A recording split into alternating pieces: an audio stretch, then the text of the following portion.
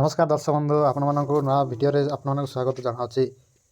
तो आज भिडियो देखिए डाक्टर विरोध में नर्स आनिले सांघातिक अभियोग निमंते। तो चलतु जाना आज खबर। डाक्टर विरोध में आसला यौन शोषण अभियोग। एभली अभियोग आनी काम करुवा नर्स दीर्घ 4 वर्ष धरी डाक्टर नर्स खराब संपर्क रखुले। डराई एहिभଳି दुष्कर्म करुथिबा अभियोग आनिछंती पुलिस।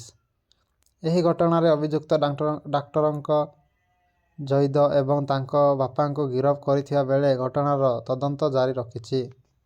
अभियोग अनुसार नर्स जनक एक घरोई हस्पिटाल रे काम करुथिले। सेही मेडिकल रे ऊपर महलारे थिबा रूम रे डाक्टर तांको नै खराब संपर्क रखुथिले।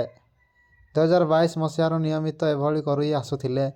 एमितिकी बारण कले जीवन मारिदेवा को धमक मध्य देउथिले।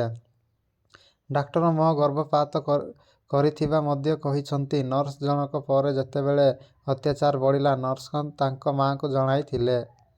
मां को सह मेडिकल को नर्स जाई जेतेबेले कथा होइथिले डाक्टर बापा एवं डाक्टर मां सेमानंको माड़ मारिया सह बाहर को काढ़ी देइथिले।